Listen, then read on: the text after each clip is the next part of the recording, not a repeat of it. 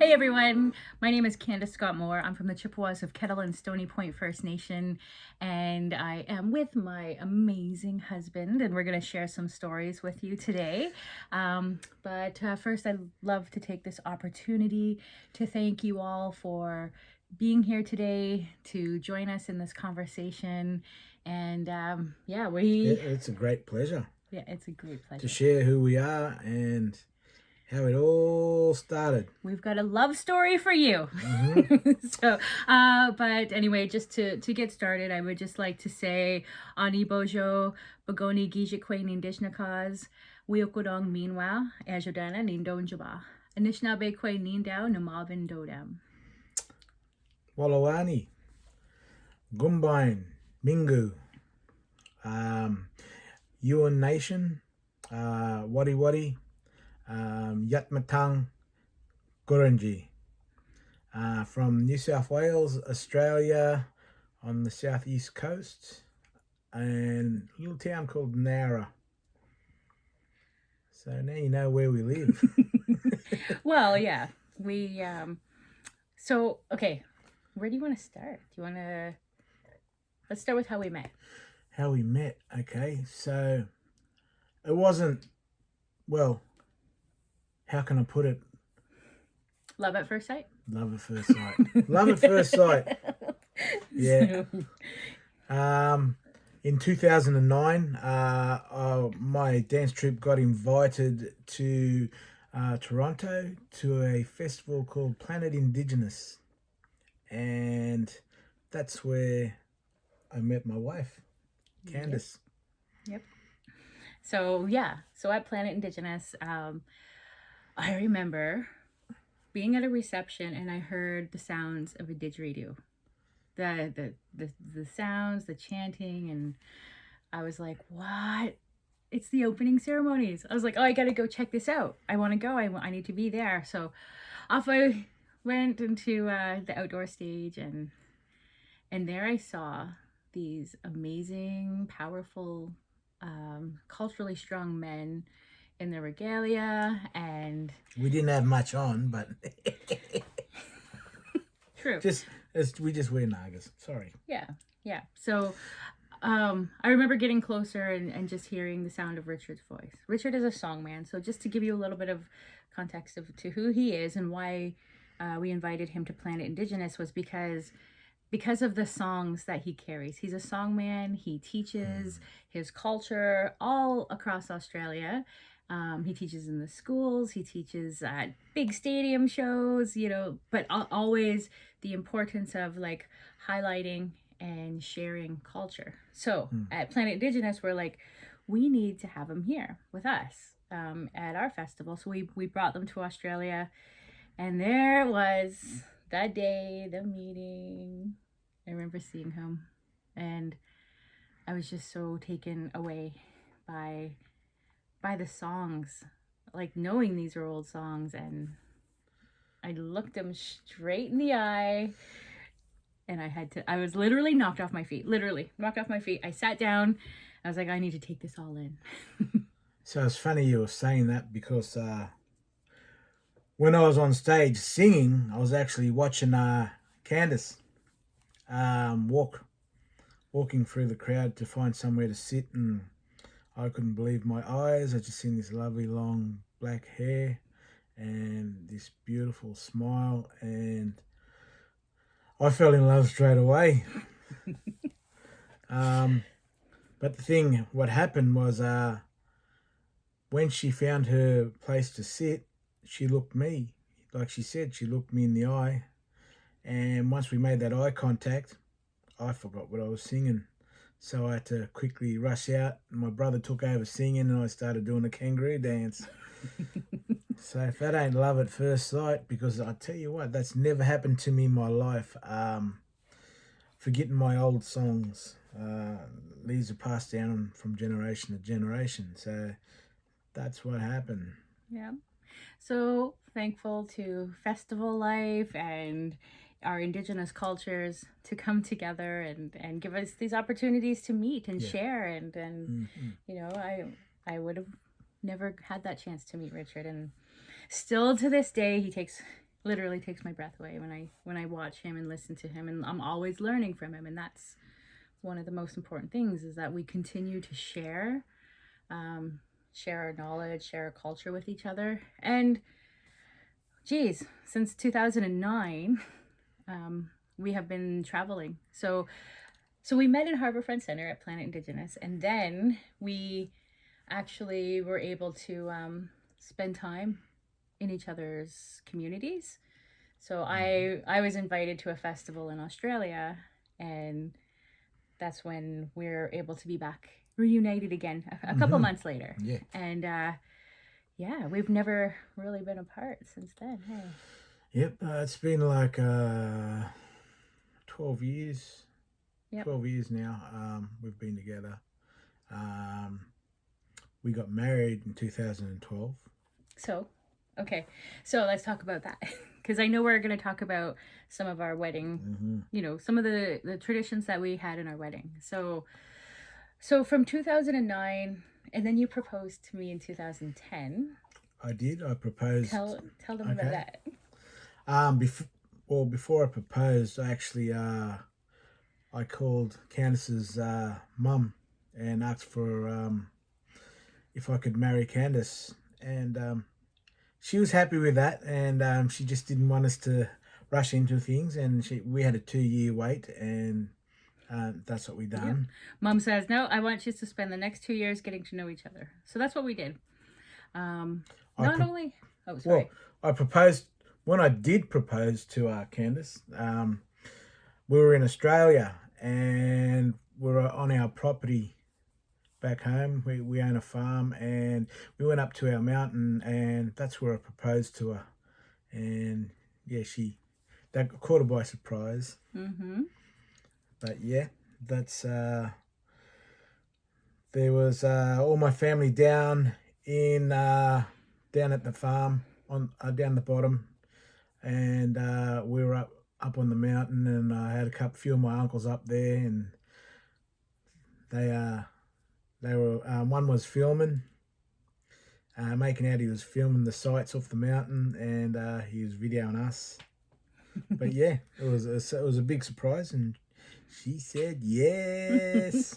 And of course, there was a big celebration after. We come back down the mountain, and we get to where all the family was gathering, and everyone knew this was happening, and there was a big celebration, a big feast of seafood and all kinds of delicious foods, and all the family was there, and lots of hugs and tears, and it was a day of celebration. It was a celebration day. Yeah. So as my mom requested, she said 2 years, get to know each other. So over the 2 years that my mom put in, we spent 1 year in Australia and 1 year in Canada. So during that time, it was important for us to engage into each other's cultures, and to share a lot of our ceremonies with each other, our ways of life, finding out the similarities and the differences, and really exploring what it means to share our lives and to be submerged into each other's culture through ceremony and the travels that we were able to do, and finding all those similarities between the freshwater and the saltwater, and being in the mountains and to the farmlands, and just that connection to land, connection to water. We were able to spend time with elders on both sides, you know, spending time and going through ceremonies, and having that time to really to connect on a deep level with the guidance of our elders was really important for us. It is important. You know, it is important that we do share who we are and our ways of life, and the similarities between two cultures, very, very, very, very close.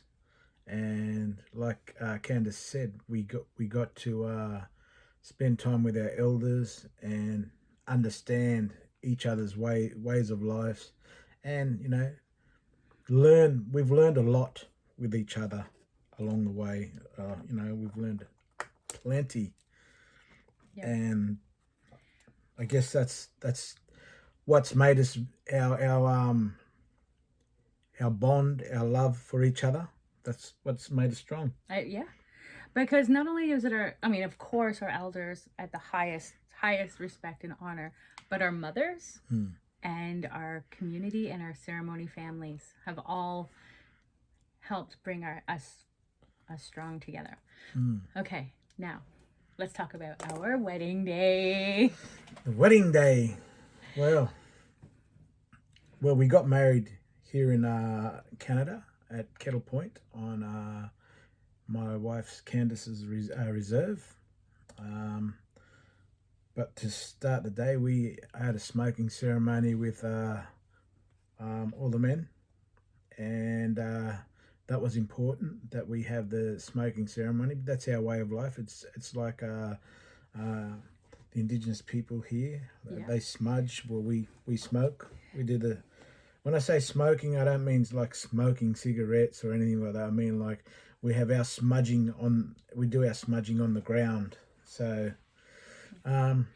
It's important. Yeah, so you did your smoking ceremony, and then us girls, we did our prayers that morning too, but we did our smudging ceremony. So it was very important that we started the day. You know, the very first thing we do is to thank the Creator, thank Gajemnado for this beautiful way of life. Mino Bamazuin, we say. So just being thankful and grateful that we have this life, that our families can come together and just show our gratitude. Yep. That was the most important thing of the day. And I guess there was the traditional music. Yeah. That had to play a big part of that on both sides. So we had the drums that were played.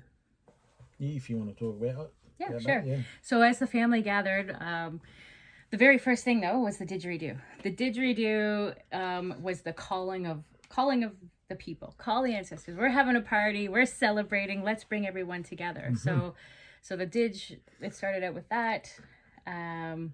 Yep. And as everyone was gathering, that music, and then Richard had the clapsticks, and they were doing some chanting and some singing, which is like similar to us with the drum being that heartbeat. So that was all present at our wedding. And then when the girls walked down the aisle, because we had all of Richard's family, so 22 something like that. Yeah. 22 family members flew from Australia to be here with us on our wedding day. And a lot of them, it was their first time ever on a plane for them to come here. Yeah. And so it was very special because Richard's family and my family, two Indigenous families coming together, global Indigenous unity and finding, and it was funny when our moms met for the first time at our wedding, and it was like they were long lost sisters for. My goodness, they're so much like each other. Oh my goodness. So, they but then both got a good heart. Big hearts.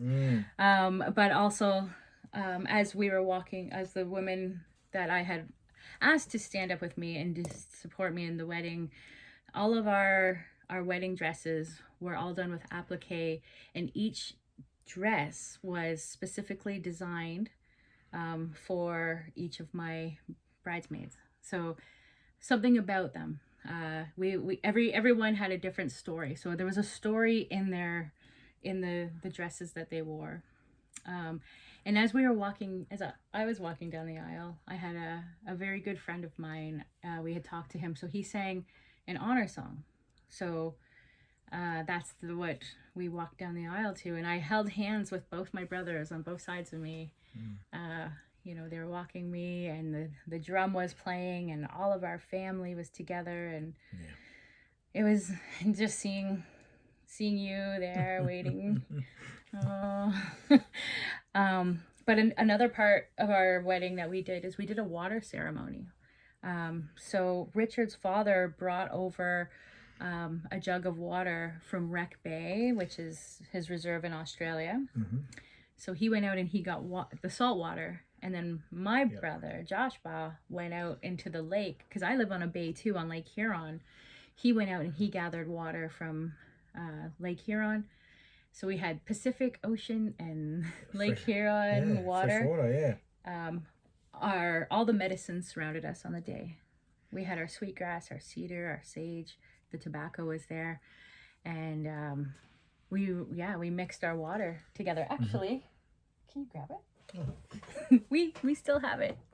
Just one sec. But that was a really important part for us is to show and to mix, bring our waters together through the salt water, and so this is it. We still have. I can't believe it's and it's so still clean, crystal clear.